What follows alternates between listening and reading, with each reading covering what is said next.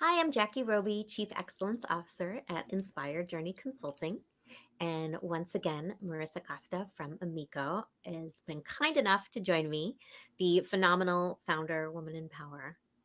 How are you today? I'm great, thanks. How are you doing? Fabulous. Thank you. So, I want to come back to AMIKO and the essence of the company and the community. Can you tell us, first of all, what does Amico mean? Amiko means friend in the language Esperanto, which I know a lot of people may not be familiar with. It was created to basically be a universal language by combining elements of all different languages and kind of trying to make it as simple for people of various languages to understand. So, as many people know the word amigo, or in Italian, it's amico with a C. Yeah, that's where it comes from. That's beautiful. I love that. So tell us, I saw something so inspirational behind your thoughts of the community of how it's about collaboration, not competition. Well, again, that's kind of it's just kind of how it all started in the community without us really trying. Again, I can take credit for bringing people together, but what I can't take credit for is just the way everyone behaved once they were together. Mhm. And I didn't start the Facebook group off with rules of like be nice or anything. It organically became that way because I think it has to do with just in general the attitude of a lot of our members being um, just younger and newer to the business. And when I say younger, it's not an age thing. It's more about the fact that there were fewer young travel agents, right? And few of our friends had ever used an agent. So there was just so much more business for us to go out and get.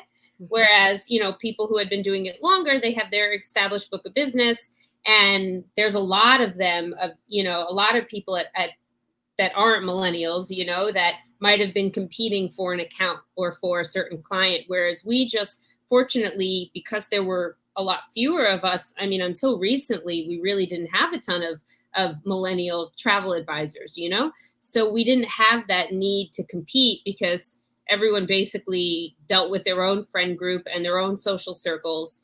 And I do think the organization skewing very leisure heavy also has something to do with it because we're not trying to take on certain accounts. Mhm. We are mostly dealing with our friends. And because of that, not only are we not competing for that business, but we're also kind of trying to navigate this new, more digital world at the same time. So the combination of not having to fight over clients, but also needing to share information and resources kind of just, I think, organically got everyone to understand that we were all going to be more successful if we all helped each other. 100%. And I think that's just, it's honestly something that hits me in my core because growing up in a world of sales, I've never been a competitive person. I compete with myself. I need to be better today than I was yesterday. Yeah. Right. But not everybody thinks that way. And so the fact that you've built an entire community around that, I think is extraordinary. It's for me part of my business model. I just don't compete. We collaborate. That's how we do things. Yeah. Um, so that really speaks to me. You actually said something that um, I'd love to speak a little bit further on because I think it's very interesting.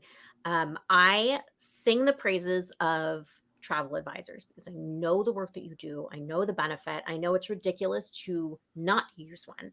And I think what is so great about having you here and talking about the 300 plus members of AMIKO and what the current demographic looks like for your community is breaking a stereotype that I hear so often that is, oh, this our younger generation isn't using. They're not using travel advisors. So can you speak to the Yeah. benefit? I mean, look, I think it's important to understand that not everybody should use a travel advisor, in that if you are looking for the absolute cheapest price, if you have the time to do your own research, if you are very, fly by the seat of your pants. If things go wrong, it's okay. Like, that's fine. Like, we're not, there is the internet for that. And I think that's the difference with advisors who have come into the business in a post-internet age, is we get that, and we don't try to target those people. I don't, if I see somebody asking for deals at this and that, it's just that it's fine. Use the internet, but it's the same like any other career. If you want to go to an accountant and have them go through your taxes for you and do the work and make sure you get the ultimate refund, or you can use TurboTax, and I think what's important is not putting advisors out as a replacement to the internet for people who want that, but it's a better service. And sometimes you pay a fee for the advisor. Sometimes they make money just off commission. Every agent operates differently, but ultimately you're getting more service when you have a human being who knows what they're doing, who has the contacts to get your client upgraded, to deal with the problems if there's, anything that arises while you're traveling. And that's worth a premium. And again, not all advisors even charge a premium for that service. So, for me personally, if you're not going to book luxury hotels, I don't know them to be able to really recommend the best one for you. If you're, like, I know my 5 stars and a lot of boutique 4 stars, but if you want to know the difference between some 3-star properties, I can't help you there. I go to the conferences and have meetings with luxury travel suppliers. So I can get you upgraded, and I could ask them to give you the best room in that wing or something like that, based on those relationships that, again, I don't have at non-luxury properties. And again, every agent has their own niche and certain type of client that they deal with. But I think that's the important thing, is looking at advisors not as a one size fits all thing. It's about who you're working with in particular. And I think that goes back to the lack of competition in our network. Is, people work with me because they want to work with me. If it takes me 2 days to get back to them, they'll still wait, because it's not about how quickly, some service provider responded. It's because of a loyalty to me and a relationship to me and a appreciation for what I do.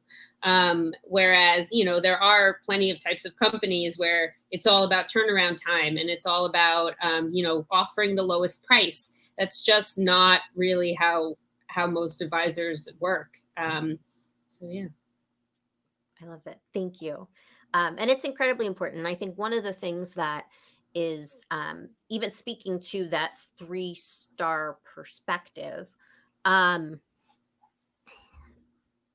think when you work with an advisor where you're staying, um, at different properties throughout the year, and then you say, I'm going to this destination and I can't find what I'm looking for. And you say, okay, Yeah. maybe we've got 4 different 3 stars, but this is the one that's really good. This is the one that's a boutique. This is the one that's owned by a company I trust, or a salesperson I work with, or something that you can give a different perspective to. Absolutely. I mean, I have a client now that had wanted to book a property in Turks and Caicos, because she's bringing her dog, and you can't bring a dog to most places there.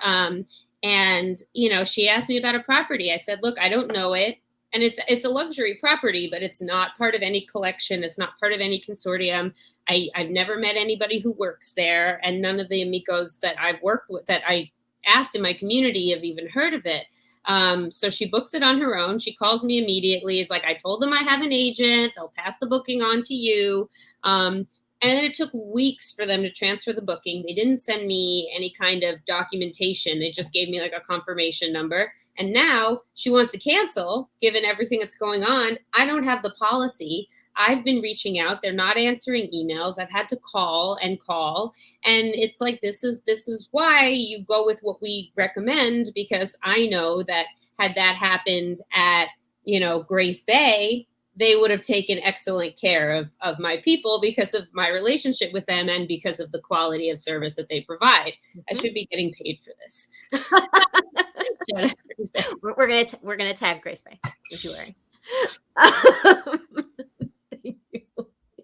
So coming back to it, because I love that you mentioned referencing the AMIKOs in your search. So That's a really great example of the benefit of the community. But can you give me one of the success stories of your members? From a member? Mm-hmm. Yeah, we've had everything from people saying that they were going to a certain destination and ask if we had recommendations, turning into here's a DMC that you should meet with, turning into that DMC doing the entire trip for them and being like, here you go, done, problem solved, and these are people who are looking in and Googling hotels and, trying to piece it together as advisors. And sure enough, we have those experts on the ground that were able to do it really quickly for them. We've had people who have had clients stranded that needed a contact. We've also had, this is actually a perfect issue, because of our concern for not just community, but also for just in general making the world a better place. We were having a conversation about big game hunting and how we don't want to work with properties or suppliers that would promote that. And someone had posted in the group that they had been told that this other company does it, and I, knowing that company is a virtuoso company that gets awards a lot for conservation, I knew something wasn't right there. So I was like, it's all good. I have a call with them tomorrow, guys. And I had the call. The owner of the company was like, whoa, that totally is not us. We didn't do that. I recorded our conversation, uploaded it to the app. And then, from the supplier side, they were able to defend themselves in a situation that was a complete misunderstanding. And then all the agents felt better knowing that, that companies were they were hearing about what they were doing for conservation. So just that idea of being able to, we've gotten countless people spots on fam trips through the organization. You often have things like this situation that I mentioned in Turks, where a client mentions a property to you that you don't know. We have a lot of people post to the group saying, hey, I have clients that are asking about this because their friends were there. Has anyone done that? And sometimes it's a glowing review and here's the contact person. And sometimes it's don't do that and here's why. So we have a lot of stories like that. It's amazing. I love that. Thank you. This is phenomenal. A AMIKO.travel, right, for the website, otherwise in the App Store. And you have a phenomenal day. Thank you.